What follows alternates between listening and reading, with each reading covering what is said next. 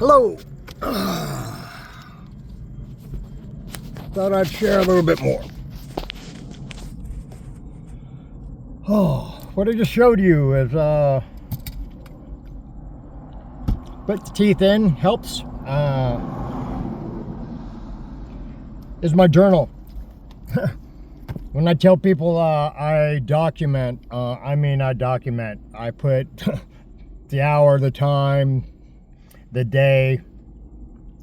You know, I timestamp my thoughts. And I've been doing so ever since I started to journal, 27 years ago. I probably have written over 30 handwritten pages. I had a lot of stuff that my mind was so spun when I came in here. Well, at first I couldn't write at all. I mean, I could write, but I wrote like one letter at a time. That's just how my mind worked. You know, I depleted my dopamine from a decade of meth use, and it was hard. It was practice.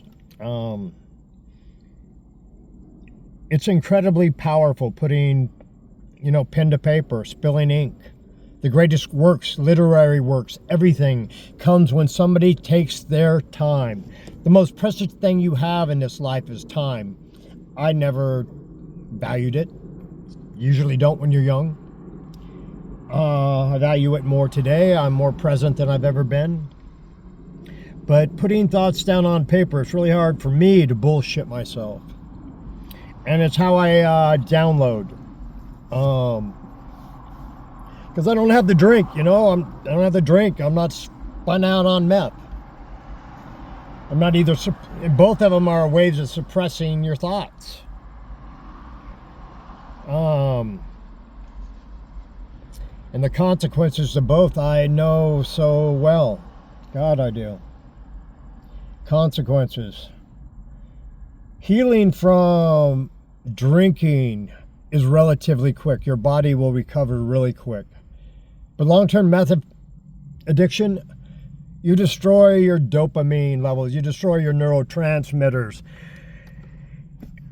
You're just so burned out, and you're, when you burn it, it's a blowtorch from both ends. Staying up for days on end and then sleeping for days. I've known people that have stayed up for 2 weeks. They were junkies, they shot it. They say that'll kill you. Well, apparently it didn't kill them. I don't understand that drug, and I did it. And alcohol, lived with it. All my friends' parents are alcoholics, Never looked at it as a disease until you have it. Till you can't control it. And boy, it's been a journey. I'm 60 years old now. And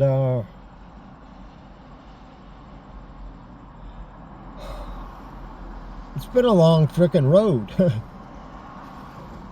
I've lost my freedoms many times. Guilty for being an addict.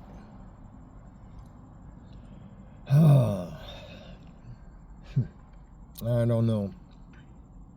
I really don't know.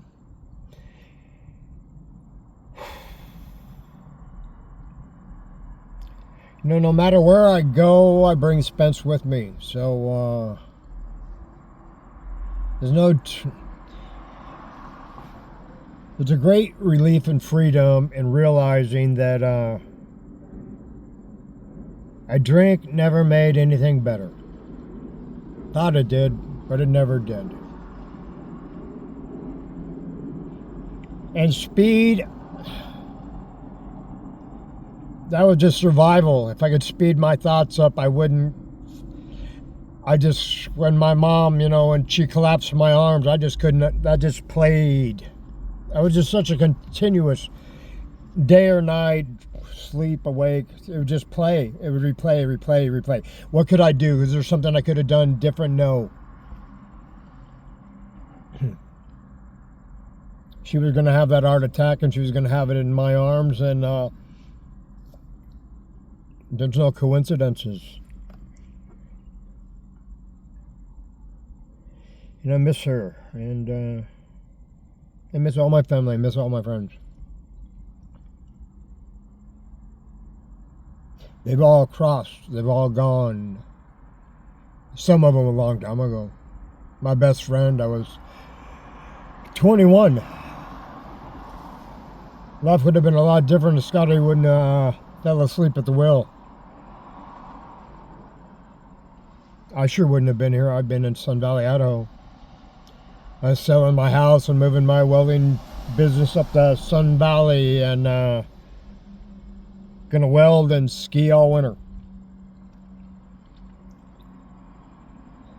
Yet when he gave me a hug, I knew it was the last time I would see him. I have that kind of intuition. I knew my mom was gonna go 3 days before she went. I journaled my dad was gonna leave the night before he had his accident. You know, that's like divine universal shit. God, whatever you want to call it. How can someone have such a premonition of what's going to really happen and know what's going to happen, and then it happens, and when it's hardcore, I mean real life death shit. It's a blessing and a curse. The blessing, and you're sort of prepared a little bit for it. So that when it happens, it's like, fuck, it's really happening. And it's always about, everything is, you know, it's happily ever after. You know, sobriety comes after you quit drinking. And you look at your past and you see how you affected others, how you affected your family. You know, getting time and chips, you know, that's in the beginning, that's a big deal. It was a big deal to me too. But after you get some sobriety, a year or two, you spend some years in Al-Anon, you get to see what the disease does to families. You know, and that's just, it's one thing to be, you know, you're addicted, you're powerless over drinking and drugging, you can't stop using drinking. But families are powerless over the alcoholic who shows up, who comes home. You know, what's going to happen when daddy or mommy comes home? Are we going to get beat with the belt buckle? Real stories, folks. And, you know, how do you ask for amends for that?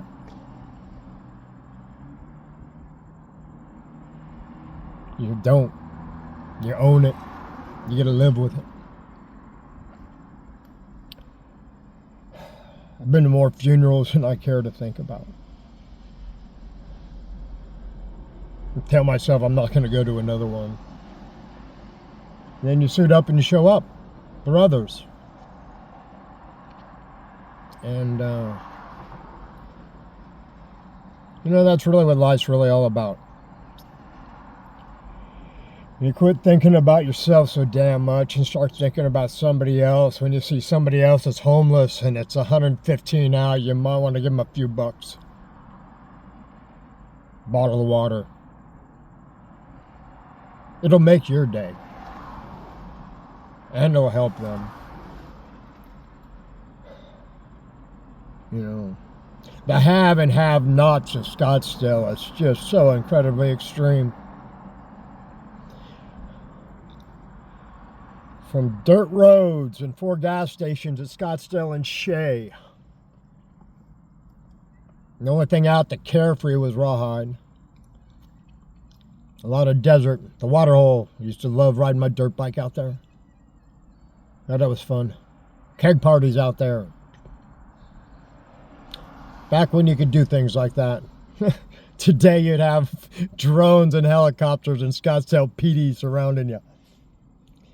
God, I'm so glad I grew up in the 80s. I really can't stand this town, but it's my home. And if you got something out of that, wonderful.